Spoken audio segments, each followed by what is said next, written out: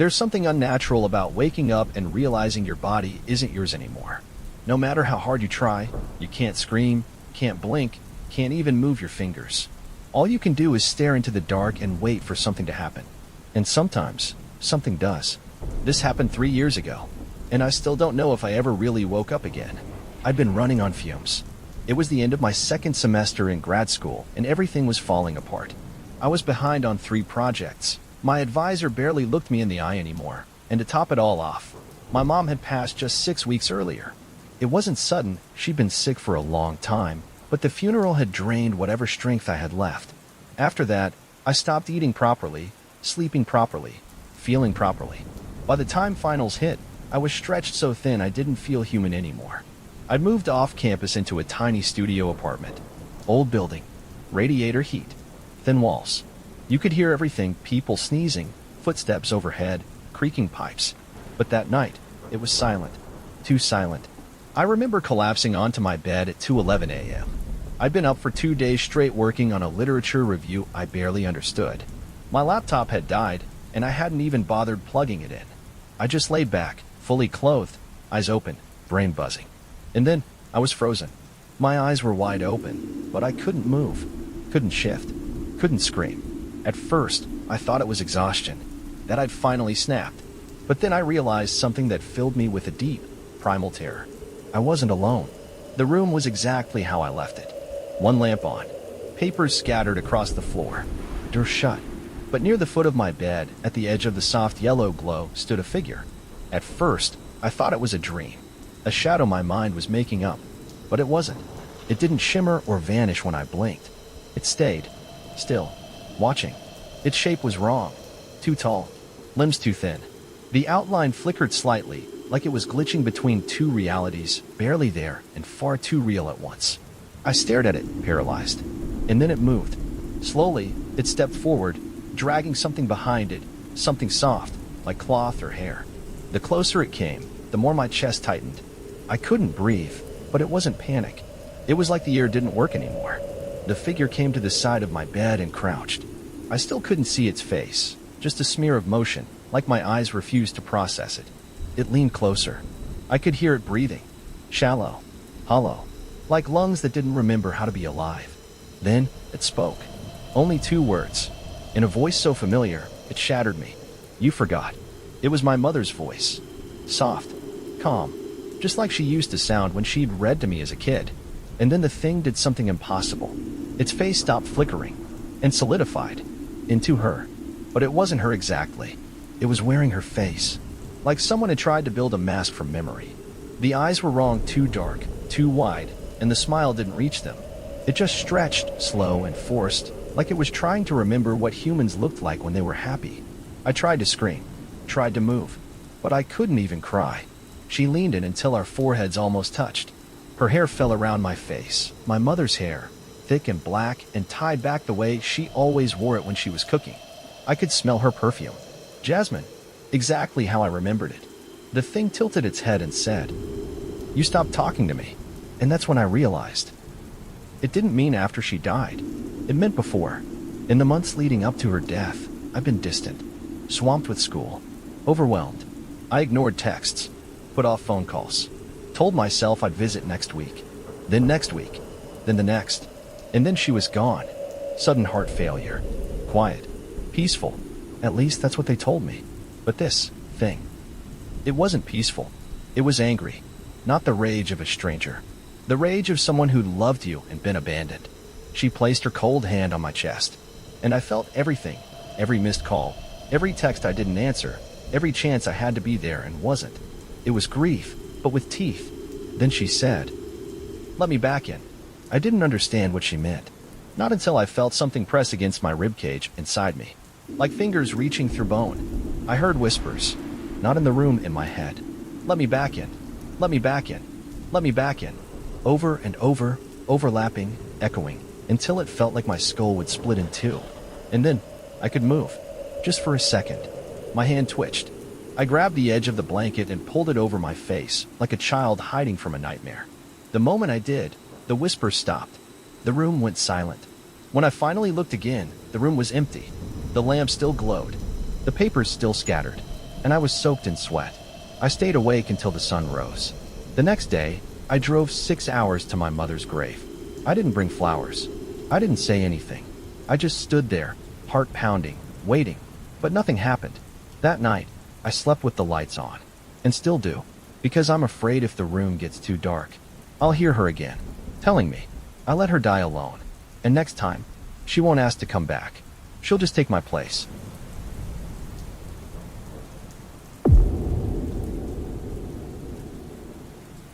They say closets are safe once the lights are on.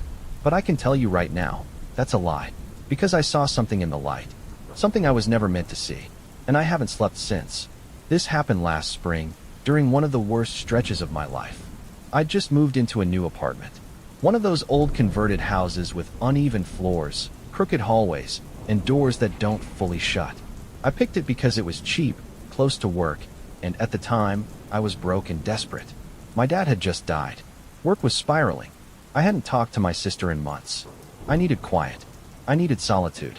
And that's exactly what I got. The place was too quiet.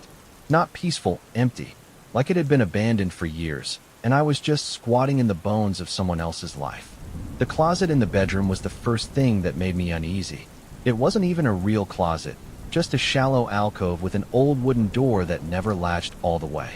It creaked open on its own if I didn't prop something against it. At first, I didn't think much of it. The house was old. Things shifted. But every night, around 3 a.m., I'd wake up and see that door, just slightly ajar, wider than before. I told myself it was air pressure, drafts. Maybe I was leaving it open and forgetting. I even tried wedging a chair in front of it. Didn't matter. Each morning, the chair was nudged aside. The door opened, just a little bit more.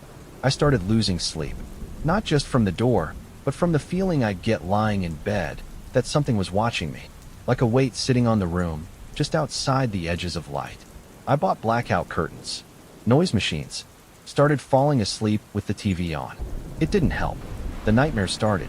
They weren't nightmares in the usual sense. They were real. I'd wake up. At least, I thought I was awake. But I couldn't move. Couldn't speak. My body would be frozen, locked inside a moment I couldn't escape. And always, my eyes would be staring at the closet. The door would creak, and something would crawl out. Slow, slithering, like it didn't have bones. I could never see it clearly, only the movement, the stretching of shadow across my floor, the sound of nails dragging softly across wood. Sometimes it would whisper, but not words. Laughter, this awful, choking laugh that sounded like a machine trying to mimic a child. I'd lie there, unable to breathe, as it crept closer. Then I'd snap awake, covered in sweat. Room exactly how I left it. Closet door open. I stopped sleeping altogether. Went to work like a ghost, barely functioning. My coworkers noticed, but I just blamed stress. I didn't want to say I was being hunted by a dream. Eventually, I set up a camera, just my old phone, propped on the nightstand, filming the closet while I slept. I needed proof, something to convince myself that it was just in my head.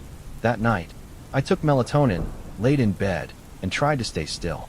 I woke up gasping, paralyzed again. The closet door was wide open, not a crack, wide. And this time, something was standing in it. It wasn't crawling. It wasn't hiding. It stood, tall, hunched, arms too long, head tilted sideways like it was curious. Its body was too thin, almost skinless. It was wet, or glistening. And its mouth, it stretched ear to ear, like it had been torn open. No eyes, just empty sockets. And from that lipless mouth, it smiled. A horrible, human-shaped thing trying to perform what smiling looked like. It took a step forward, and I felt the bed sag, like it was getting in with me. That's when I blacked out. I don't remember waking up. I don't remember moving the phone. But when I checked the footage, my blood ran cold. At exactly 3:07 a.m., the closet door opened by itself. A frame later, the camera cut to static. For 10 full minutes. Then it came back. Just static. Then, for exactly 1 frame. The face. Inches from the lens. Mouth stretched. Black sockets. That smile. Staring. Right into me. I deleted the video. I don't know why. Maybe I was afraid that having proof would make it real. I moved out 2 weeks later. Didn't take anything with me except clothes. Left the bed, the mirror, the desk, all of it. Burned the mattress. I sleep on the floor now, with the lights on. in a room with no closet. But lately, I've been waking up again, frozen, and last night, the crack in the bedroom door was just a little wider than I remember leaving it. I live alone. No closet, no alcoves, no attic. But now I wonder, did I bring it with me? Or did it never leave?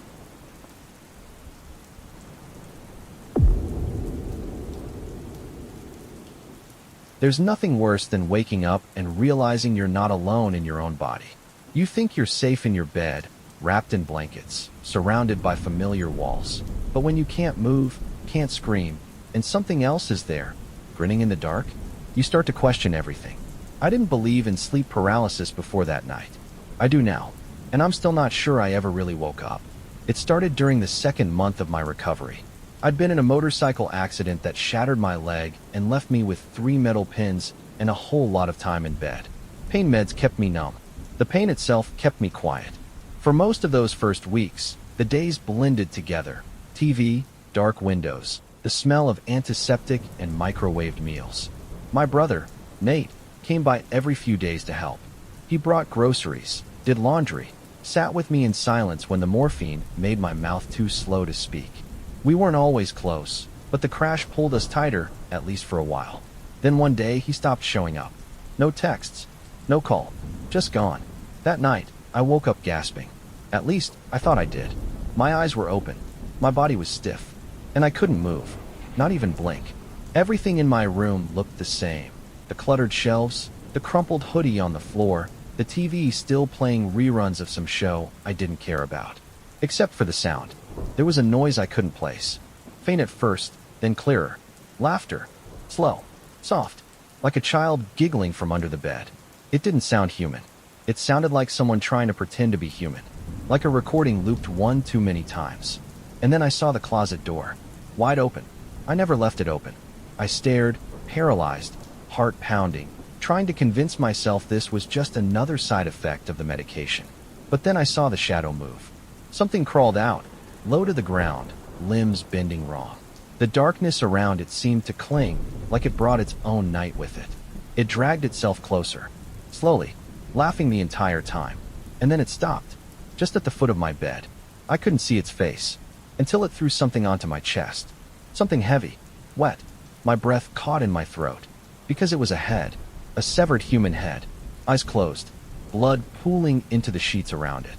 And when I finally saw the face, my entire body went cold. It was Nate. I tried to scream. I begged my arms to move. But I was frozen. The thing at the foot of the bed leaned forward. It was smiling now, grinning, wide and sharp. And then it laughed again. Only this time. It laughed in my voice. I don't remember how the paralysis ended. 1 minute, I was trapped under Nate's severed head. The next, I was alone. Sheets clean. Closet closed. No blood. No body. My TV was still playing. Time hadn't moved. Just gone. Like nothing happened. Like it was all in my head. The next morning, I called Nate's number. It rang once, then cut off. I called again. Straight to voicemail. I tried texting. No response. I called his girlfriend. That's when I found out. He'd been missing since the day before. Hadn't been home. Didn't show up to work. Car was still in the driveway. Gone without a trace. I didn't tell anyone what I saw. Not at first. I kept trying to explain it logically. Meds, trauma, stress. Maybe my brain was playing tricks on me. But deep down, I knew better. Because that night, it happened again. Same thing. Paralyzed. Frozen eyes. Locked body. And the laughter, closer this time. Louder. The closet door swung open like it had been waiting. And out came the thing, dragging Nate's head again. Only now, the eyes were open, staring at me, mouth twitching, as if trying to speak. And the thing behind it, crawling low, whispering. He was mine first. I didn't sleep for the next 2 nights. Didn't eat. Didn't take my pain meds. Just stayed up watching the door, waiting. On the 3rd day, police called. They'd found Nate. He was dead, in an abandoned house about an hour away. No clear cause. No signs of trauma. Just sitting in a chair, eyes closed, smile on his face. They said it looked like he'd been gone for days. But his phone had pinged in my neighborhood just 2 nights earlier. At exactly 3:11 a.m. I didn't go to the funeral. I didn't have it in me. That night, I boarded up the closet, hammered the door shut, moved the bed, burned the sheets. But still, I woke up at 3:11 a.m. Still paralyzed. And this time, it was Nate standing at the foot of my bed. But it wasn't Nate. It wore his face, but his smile didn't belong to him. It belonged to me. I live in a new place now. No closets, no TV, no mirrors.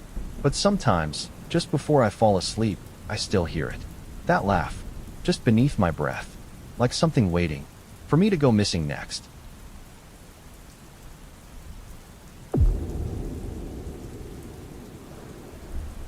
I've always had vivid dreams, but this wasn't a dream.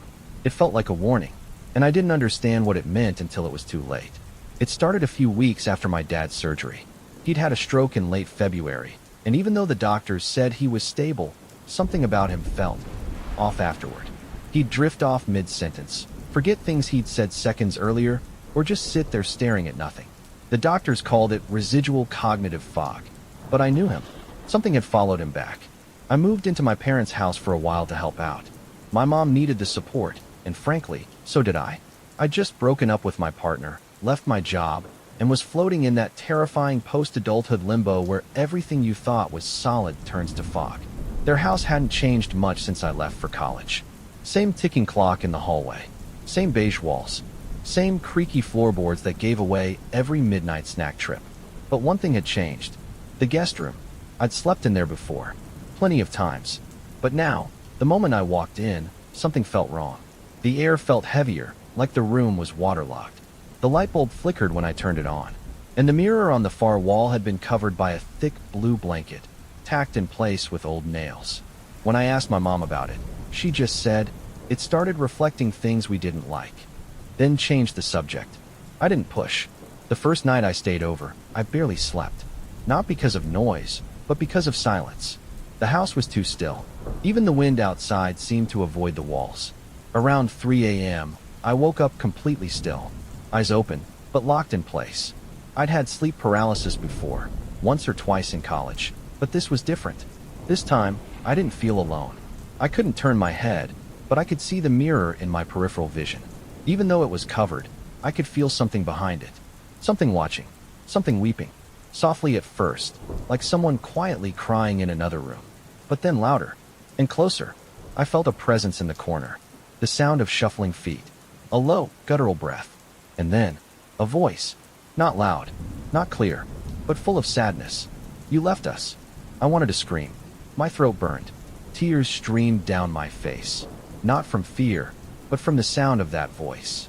It was pain incarnate, like 1,000 years of grief stuffed into one syllable. Then I saw them. Tall, shadowy figures lining the edges of the room. 7 of them. They weren't menacing. They didn't move toward me. They just stood there, sobbing. Each of them faced me. Some covered their faces. Others reached toward me, hands trembling. I couldn't move, couldn't look away. And just as suddenly as it started, it was over. I sat bolt upright, drenched in sweat. The clock still read 3 a.m. The blanket over the mirror was still in place. But on the wall above my head, someone had drawn 7 vertical lines in the dust. 7, just like them. I didn't sleep the next night. I told my mom what happened. She went quiet. Then she told me something I'll never forget. I see them too, she whispered. But only when I'm near your father. The next few days were strange. Dad got worse. He started talking to people who weren't there, whispering to the corners of rooms, smiling at shadows. He wouldn't talk about it when I asked, just shook his head and said, "It's not for you." One night, I heard him talking through the wall, repeating one phrase over and over. They still cry. They still cry. They still cry. That night, I fell asleep sitting upright. I didn't mean to. When I woke up, I was frozen again. But this time, I wasn't in the guest room. I was somewhere else. The room was darker, colder. Stone walls. No furniture. I was lying on a slab. And all around me stood dozens of them. The weeping ones. Now I could see their faces. They weren't ghosts. They weren't demons. They were people. My family. My uncle who died in a fire when I was 6. My cousin who OD'd in college. My grandmother, except her eyes were gone, burned out sockets where kindness used to be. They were all there, reaching, weeping, and behind them, my father. But it wasn't him. He was taller, thinner. His skin sagged like it didn't fit right. And his smile was wrong. He walked toward me, parting the crying figures like a preacher at a sermon. He knelt beside me, face inches from mine. And in a voice that was almost my dad's, he said, "Weep with us." I woke up screaming, and so did my mom, because at the exact same moment, my dad collapsed in the kitchen. When the ambulance came, he didn't speak, didn't move, just lay there, eyes wide open, crying. He never came home. Doctors said it was some kind of post-stroke psychotic break, that he was unresponsive, nonverbal. But every time I visit the care home, he looks past me, as if he's waiting for someone else, someone who understands what he's become. And now, every time I close my eyes, I hear them, soft, mourning, growing louder, because each night they get closer to my bed. And sometimes I wake up crying too, but they're not my tears.